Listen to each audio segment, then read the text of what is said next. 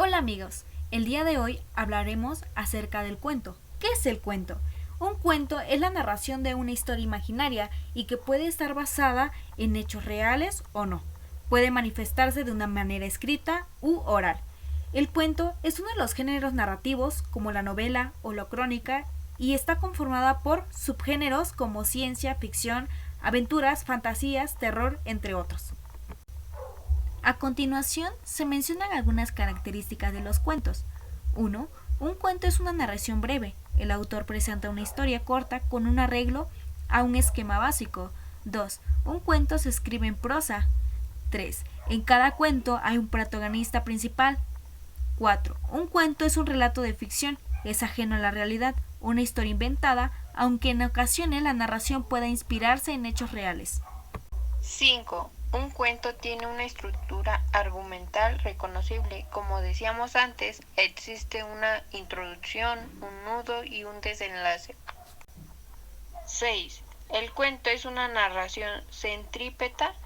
Todos los elementos que se mencionan están relacionados y dan pistas sobre el argumento. 7. Un cuento está concebido para ser leído de principio a fin. No es como una novela. Ha de ser leído sin cortes.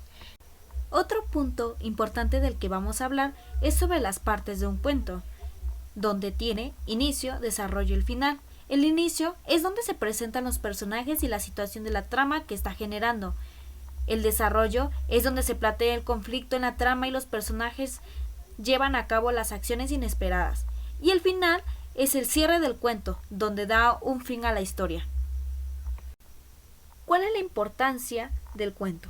El cuento es una herramienta didáctica que permite ir desarrollando en los niños competencias comunicativas, argumentativas, interpretativas, que serán luego la pauta para el desarrollo de habilidades fundamentales en su constante interacción con un mundo en el que es necesario tener la capacidad de leer, escribir, hablar y escuchar. Existen diversos tipos de cuentos, entre ellos son fantásticos. Estos cuentos se caracterizan por estar impregnados de elementos fantásticos, pueden ser de magia, épicos, futuristas, etc. Son cuentos de hechos insólitos que escapan a la realidad, pero siempre tienen una explicación lógica. Pese a incluir datos fantásticos, no suelen salirse de la racionalidad. Infantiles. Estos cuentos están dedicados al pueblo infantil, por lo que suelen contar historias fantásticas y felices. Se distinguen de los cuentos fantásticos por el lenguaje, ya que este es mucho más simple y muchos de ellos se utilizan como material pedagógico para introducir valores sociales, morales o religiosos. Realistas. Este género de cuentos se caracteriza por presentar historias que buscan ser creíbles a través de acontecimientos reales. No persiguen la verosimilitud, ya que los cuentos son inventados por el autor, pero este especifica el lugar y el tiempo donde se desarrolla la historia y provee descripciones claras y precisas. Terror. Estos cuentos buscan infundir el miedo o el escalofrío en los lectores a través de temas como la muerte, catástrofes, crímenes, etc. Comedia. Son cuentos que representan situaciones festivas o cómicas. Su principal tarea es entender al lector del cuento a través de una historia feliz y en muchos casos graciosa. Una trama central de este cuento suele girar en torno a los defectos del personaje o personajes principales y cómo esto influye en la sociedad que los rodea, provocando situaciones cómicas que hagan reír al lector. Aventura. Aunque es un género más propio de la novela, también hay muchos cuentos de aventuras originales y adaptados a niños y adultos. Esto se caracteriza por el ritmo acelerado de la narración. A continuación se narra un cuento, espero que sea de su agrado. El cuento se llama Mi maestra es un monstruo. Autor Peter Brown. Beto tenía un gran problema en la escuela. Su problema se llamaba la maestra Kirby. Roberto, no estorbes. Gritaba la maestra Kirby. A sus lugares. Rugía la maestra Kirby. Muy bien, los niños que lanzaron avioncitos de papel en clase no tendrán recreo. La maestra Kirby era un monstruo. Beto pasaba su tiempo libre en el parque tratando de olvidar sus problemas con la maestra Kirby. Pero un sábado por la mañana, mientras se dirigía a su lugar favorito, Beto se llevó una terrible sorpresa. Beto quería huir, pero sabía que eso solo empeoraría las cosas.